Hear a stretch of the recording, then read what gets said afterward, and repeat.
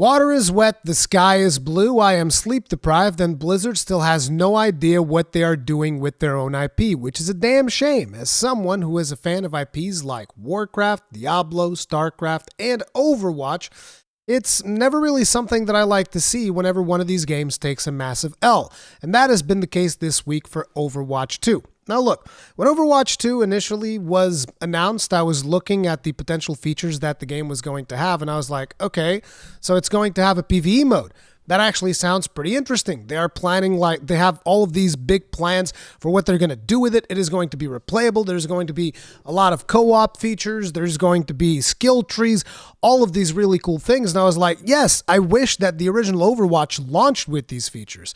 However, as development kept going, eventually Overwatch 2 ended up releasing as a free-to-play game. And they're like, oh, the PvE mode is coming later. And I was like,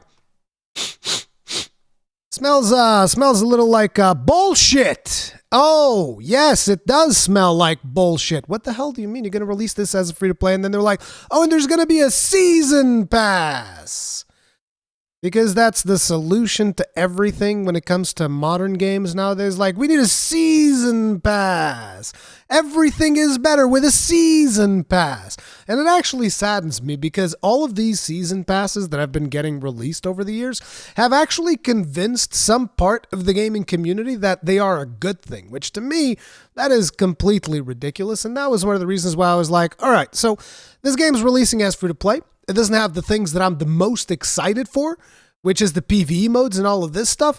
So I'll tell you what, I'm just not going to play it because guess what? I played plenty of PvP Overwatch back in the day when it released. As a matter of fact, I was with a team, which for those of you that are not aware, I was with the T-Gen squad. I never really take these things off because I just really miss hanging out with that team. We used to do a lot of work in regards to covering Blizzard titles and stuff like that. But it was just like a nice group of friends. It was me, Hengist, Pally Time, Captain Shack, and there's a bunch of more people, Kai Bears. There's a ton of people involved with Squadron. And it was just really fun times back in the day when we were doing that stuff. We covered a lot of Heroes of the Storm, which Blizzard killed. We covered a lot of Overwatch, which Blizzard killed. I mean, technically speaking, they didn't kill Overwatch. They just left it out to dry for 3.5 years with absolutely almost no content updates as they were working on the PvE mode for Overwatch 2. The same PvE mode that apparently is not going to be coming out after all. Now, the headlines that you probably have been reading and seeing in the titles like PvE mode canceled. Hell, it might be the headline of this title, but that's not entirely correct. However, it is a very easy way to say things. So let's actually take a look at this clip here. I have a Twitter post here from Jake Lucky, who captioned this particular portion of a recent Overwatch 2 live stream where the developers were talking about PvE. They were talking about some Star Watch or whatever the hell it's called mode.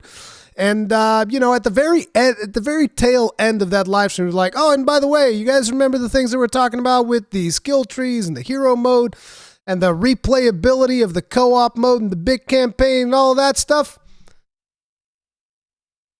Just not going to do that. Which was, by the way, one of the main features that they were selling as like the reason for the existence of Overwatch 2. It was extremely disappointing, but then again, let me tell you something. For all of you players that were waiting for those, that were waiting for this PvE mode and all of this stuff, you guys will be like, man, I'm upset. Well, let me tell you something. I have actually witnessed something far worse than this, because like I told you, we used to be involved in the Heroes of the Storm community quite deeply. Like, we knew a lot of people who did casting for Heroes of the Storm. We knew a lot of players who were like going professional for Heroes of the Storm and all of this stuff.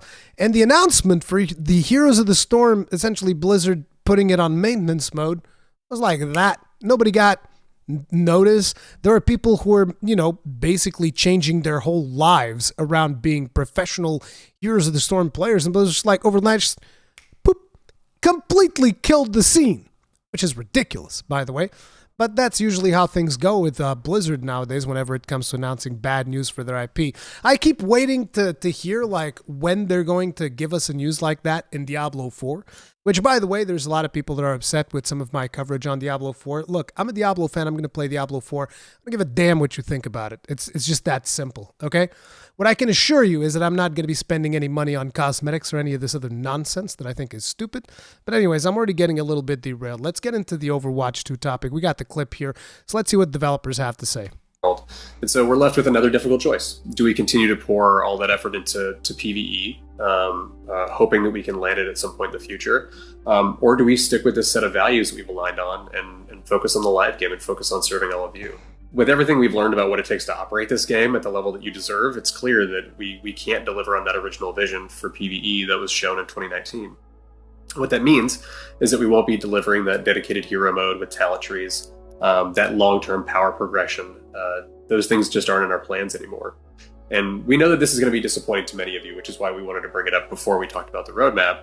And to be perfectly honest, it's been really difficult for many of us and a lot of folks on the team who've poured their heart and soul into that stuff.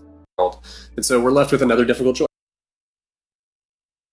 It's hard for us. We're just gonna, we're just gonna not do it.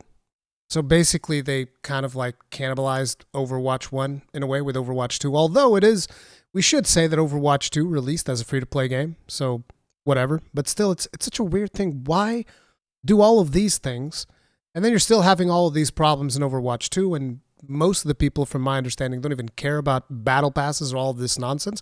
And now instead of you actually releasing the big campaign that you were promising, big campaign co-op with other players and skill trees and all of these things, going to scrap all that and just like release it piecemeal. I mean, but there's more naturally. So we have the initial reaction here from Stylosa, who is somebody that I've known. I've done some videos with Stylosa.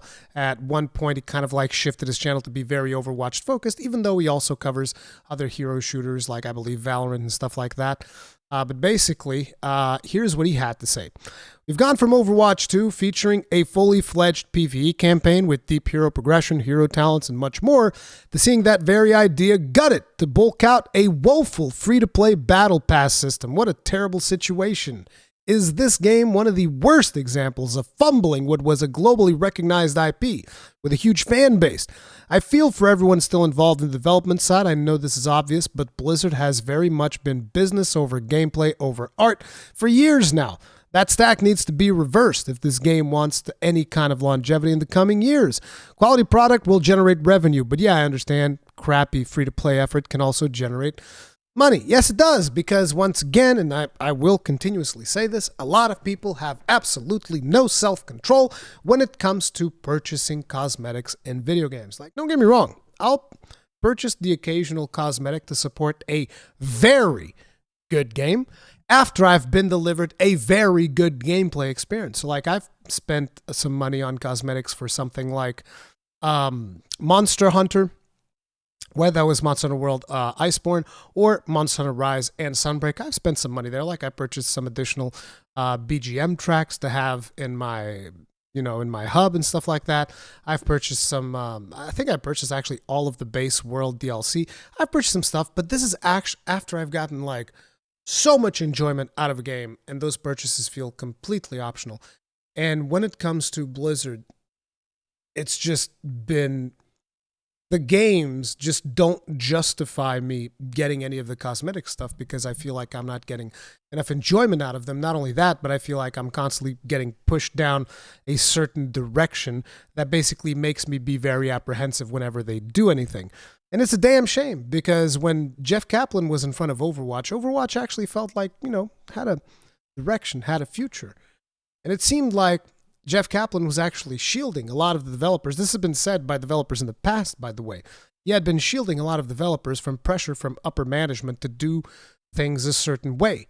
And the way in which they released Overwatch 2, like now that they've released it with free-to-play and kind of like the path that game has taken, has definitely told me that Jeff Kaplan was just like, look, I've had enough of this nonsense. You guys want to drive this franchise into the ground. You're not going to do it with my face in front of it. Because look, I've interviewed Jeff Kaplan. I've been with Jeff Kaplan like on 2-3 different occasions. And he seemed like a stand-up dude. He seemed like someone who was passionate about the thing that he is working on. And that is the vibe that I got from him. Maybe I'm wrong. I mean, who knows, right? I also had a certain vibe from Mike Morheim. And now that vibe has somewhat shifted after some of the stuff that happened around Activision Blizzard, right? But it just feels like Blizzard at the end of the day just keeps messing up on so many things that people have no option but to always remain apprehensive whenever they make an announcement. Now, let me tell you, I'll be the first one to say that the most recent World of Warcraft expansion, as someone who's actually played it, is really good. In my opinion, the current expansion, crap, for some reason I'm blanking out on the name. Jesus Christ. The Dragons expansion. It's good. It's a good one. I played it. I thought it was really fun. I think that they did a lot of things right. And it's good stuff. This is one of the reasons why I was like, okay, I'll give Diablo 4 a try. It was because of that. But Jesus Christ, if it's not just complete chaos over there with them basically trying to enforce stupid stuff on their employees with like, gotta come into the office who can't work remote. But even though some people were actually hired on the basis that they were gonna be working remotely, it's like, what are you doing? Jesus Christ, you can't manage your team. Like, they have crisis maps over there at Blizzard right now. Crisis maps where they're deciding like, oh, we're gonna have to cut these features from our game because these people are not gonna be working here anymore. The people working on these crucial features, they're not working here anymore. I wonder how much of this had to be canceled because employees had to friggin' leave. Like, what is going on? But anyways, then Blizzard pulls one of the usual Blizzard maneuvers, which is, this is currently Friday evening where I'm at, and they release the news near Friday evening. You might be wondering, well, what's the big deal about them releasing near Friday? Because it's when the news cycle is slowing down for the weekend. People are like, oh, I've written all my articles. I'm good. I'm going home. Boop, boop, boop, boop. And the news cycle is slow, so this is probably not going to get as much coverage. But anyways, here's what they had to say. Game Director Aaron Keller, OW, reflects on our initial ambitions for PVE, what led to the change of plans, and what the future holds for Overwatch 2. But naturally, just because mainstream publications and whatnot might have a harder time covering this, I'm like, nah, screw it, I'm covering it. I don't give a damn. As a matter of fact, I've been holding off on covering this because I had heard that something was going to be happening today, and I guess this post is what's happening. So let's take a look at what Aaron Keller has to say. I haven't read this post yet, by the way. I'm doing it right now live. So let's get to it. Overwatch 2, Director's Take.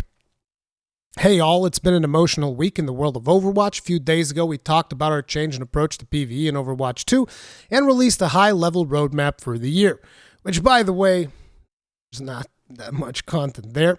We're really excited for everything we'll be launching soon, but much of the discussion this week has been about how we're canceling PvE outright. No, it's not. No, it's not. Bro, it's like, they're giving it the spin. They're giving it a spin. It's like, oh, everybody's saying we're canceling PvP. We're actually not canceling PvP. It's like, no, that's not what people are saying. I mean, sure, some of the headlines are probably saying that because it's clickbaity and it gets people to click videos and all of this stuff. But most people have acknowledged, like, no, they're not outright canceling PvE. They're just changing the way that things are going to be. And instead of you getting one big chunky campaign that you're going to be able to play, and it's going to have replayability, and it's going to have these hero trees, and it's going to have all of these features that you promised. Instead of that, you're going to reduce the scope of that, where, let's say if something was like, oh, we're going to have like a 30-hour campaign with lots of replayability. Now you're talking about little bits of 1-hour missions that you're going to be releasing here and there, and it probably requires people to buy the goddamn disgusting battle pass that you got going. Actually, maybe we'll find out in this post if you need to buy that battle pass or not. But anyways, he says, which isn't accurate, so I want to take some time to discuss some of that with you here. When we announced Overwatch 2 in 2019, the idea for the game was centered around the PvP game we released last October, and on the PvE side, story missions and hero missions. Story missions focus on fast-paced co-op gameplay, as well as story cinematics and cutscenes that expand the world of Overwatch, which, by the way, I will tell you what, the cutscenes in Overwatch is top-notch. They're actually really good, unironically really good. Some of the people working on those cutscenes, you guys should be working at like Disney or something, where someone would actually appreciate your talent. That expand the world of Overwatch. Story missions tell a linear narrative about the heroes of Overwatch reuniting and battling the new Null Sector threat, pushing the story of Overwatch forward for the first time since our original game released. These missions take place on huge maps with new enemies and new cinematics. We'll begin to release them in Season 6. The work done here is amazing, leaps and bounds above what we've built for PvE previously in our game.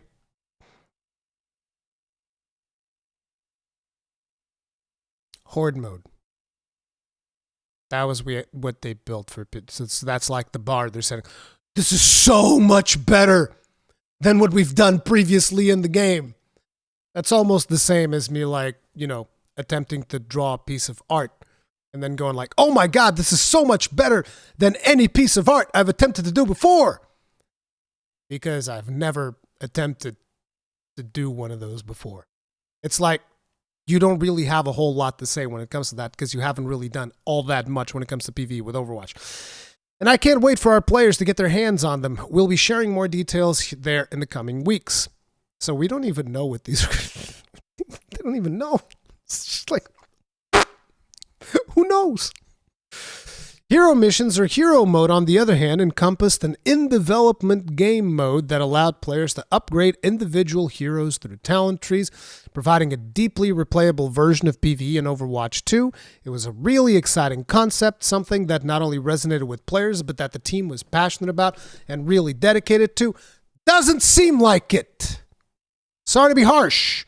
Doesn't seem like it. Either that or quite simply management is giving guys a hard time and you guys are losing people like flies. I don't know. What I can tell you is it doesn't seem like it. This is the mode we're no longer moving forward with. To give you some context for this change, I'd like to talk about the past and origins of Team 4. The Overwatch team was founded in the wake of the canceled game at Blizzard called Project Titan. Yes, this was going to be one big MMO, by the way. This was going to be the MMO that was going to follow up on World of Warcraft, and it was in development for a large amount of years.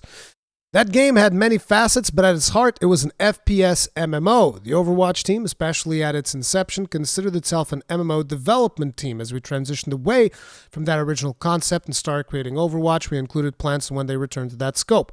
We had a crawl, walk, run plan. Overwatch was the crawl, a dedicated version of PvE was the walk, and an MMO was the run. It was built into the DNA of the team early on, and some of us consider the final game a true realization of the original vision of Project Titan. When we launched Overwatch in 2016, we quickly started talking about what the next iteration could be. Looking back at that moment, it is now obvious that we weren't as focused as we should have been on a game that was a runaway hit. Yeah, exactly. You guys just let it die on the vine. Like, Overwatch was so... You guys have no idea. Those of you who didn't play Overwatch back in the day, this thing was so successful. To give you guys an idea, you guys might know Force. I mean, we even had him on the podcast here. Force's channel exploded with Overwatch. Like, he was very successful before. Don't get me wrong. Way more successful than I am now. Like, way more successful, right? But when he started focusing on Overwatch, it exploded, okay? The TGN channel that I worked at exploded with Overwatch as well. Stylosa exploded with Overwatch. I could probably find like another 100 YouTube channels that exploded. And when I say exploded, I'm talking people accrued over like 500,000 subs just based on Overwatch, okay? That's how big that game was back in the day. It was insane. It was indeed very much a runaway hit because it did a lot of things right and it had that Blizzard polish that Blizzard used to be able to have back in the day. And it was just a ton of fun to play. I loved playing Overwatch. It was really fun. Instead, we stayed focused on a plan that was years old. Work began on the PvE portion of the game, and we steadily continued shifting more and more of the team to work on those features. So if you're telling me you've been working on a PvE mode for 7 years, 7 years, and you haven't been able to do it, holy crap, dude. That is insanity. That is insanity.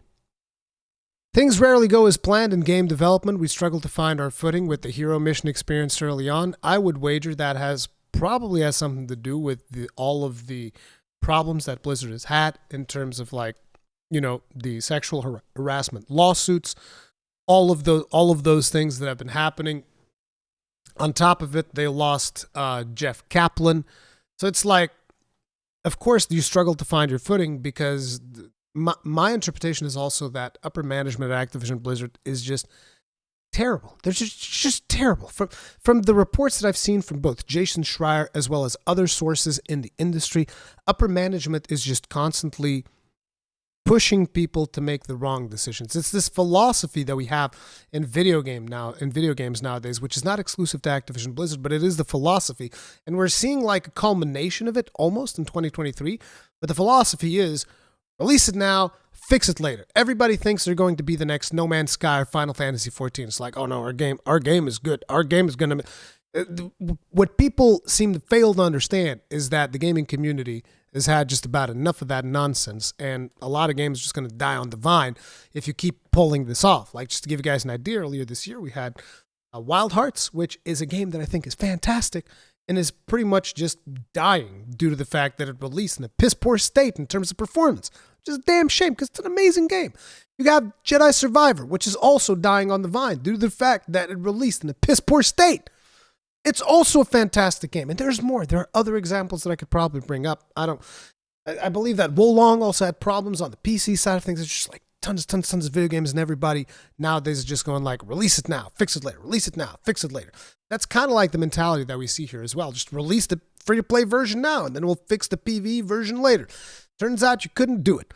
Scope grew. We were trying to do many things at once and we lost focus. The team built some really great things, including hero talents, new enemy units, and early versions of missions, but we were never able to bring together all of the elements needed to ship a polished, cohesive experience. We had an exciting but gargantuan vision, and we were continuously pulling resources away from the live game in an attempt to realize it. Yes, about 3.5 years, I believe, where you didn't update the game at all. I can't help but look back on our original ambitions for Overwatch and feel like we used the slogan of crawl, walk, run to continue to march forward with a strategy that just wasn't working. We had announced something audacious. Our players had high expectations for it, but we no longer felt like we could deliver it. We needed to make an incredibly difficult decision, one we knew would disappoint our players, the team, and everyone looking forward to hero missions. The Overwatch team understands this deeply. This represented years of work and emotional investment. They are wonderful, incredibly talented people and truly have a passion for our game and the work that they do. Lastly, people have wondered why this announcement came at this time. After Overwatch 2 had launched, we started refining our plans for future seasons. As those plans grew, we tried to find ways to make all of our ambitions fit together in a plan that we believed in. We couldn't, and we also knew that we couldn't go back to pulling people away from the live game in service of that original vision again, so we made a difficult decision to cut hero missions and started planning for the future. Basically, mismanagement. I've been seeing so much mismanagement of teams, of talented teams in the gaming industry over the last 5 years, especially. I've seen mismanagement before, but I feel like over the last 5 to 6 years, it has been getting worse and worse and worse. And this is just something that it seems like it's not going to change because upper management keeps going, money now, money now, money now. And the people, it's just not a good environment to work in. Just not. When you're constantly being pressured, you need to allow people to flourish their creativity. You need to allow people to have downtime. And you guys are just milking these programmers dry. They got nothing left to give. And fundamentally, they become worse developers for it. These people need time. They need time off. It's like, nowadays, I feel like when it comes to the gaming industry, what is happening is a lot of upper management just thinks that, we're going to put these dudes and just grind them, make them work 100-hour weeks, and they'll make good stuff for us. It's like, if you make them work 30-hour weeks, they will be more productive than if they do 100-hour weeks. 100%. Because when you're burned out, your output is not good. I guarantee it, especially when it comes to programming. Are you insane? Crazy. Let me see here. Where was I? From here, we decided to update that vision. From there, we needed to update the vision for the game, gain confidence in a new direction, roll out the changes to the team. The decision was the start of a long process, not the final piece of it. So this is them now even saying, by the way, hey, this is just the beginning of the bad news. Just stay tuned for more as we roll out our roadmaps with more bad news. We need a roadmap for the bad news. This has been hard for us, but as a director on this project, I have to do my best to make decisions that pull put the game and the community first, even when those decisions are disappointing. In this case, I had trouble pivoting away from a vision that just wasn't working, and for that I would like to apologize to our players and our team. I'm sorry. We are focusing our efforts and passion into making this game an ever-evolving experience. We're still committed to building many elements we talked about at BlizzCon 2019, including the story missions that delve into the next chapter of the Overwatch universe, new types of co-op content that we haven't yet shared, and new stories that we're planning to tell both in and out of the game. We're excited about this direction, and we can't wait for you to finally get to experience. Bro, how can you... Dude, it's just... God damn, dude. This corporate speak, it might be because of my age, but corporate speak is just really fucking getting to me, bro. Just take the L. You're canceling something. Don't tell me in the same post that you're canceling something about how excited the team is about the new direction. What? Just take the L, dude. Just fucking take the L. It's like, at a certain point, you guys just need to be honest. I highly doubt that what your team is feeling right now is excitement. And if what they're feeling right now is excitement, then there's something very fucking wrong. These people shouldn't be feeling excitement. They should be given some goddamn paid time off. Take a break. Let them reassess the situation. Oh, they're so excited to get back to work on this plan that we're not even sharing with you entirely. We're not even ready to tell you about all of these story things that we're going to bring inside and outside the game. Give these people some fucking time off. Fuck me, dude. I don't even play this game. It just makes me so mad. I don't know. I think it's just over the years I can start to see more through the bullshit, and it just gets me upset, dude. It just triggers the fuck out of me. Because I've been seeing so many of the IP that I care about just be completely and absolutely wasted, especially when it comes to Blizzard. Not just Blizzard, there's also Star Wars. Yeah, Star Wars is also incredibly frustrating. There was Anthem, which was another IP that, to be honest, I was like, dude, this is really cool. It's really cool gameplay ideas. You're just like, trash. Into the trash it goes.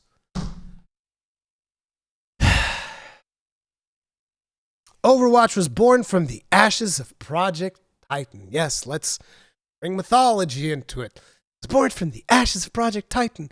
It was a moment of metamorphosis for the team. We were caterpillars and now we're butterflies. No, that's not what he said. And the project, and something beautiful came out of it. This is another moment of change. And the future of Overwatch will be born out of it. At least he didn't say it was going to be a beautiful future.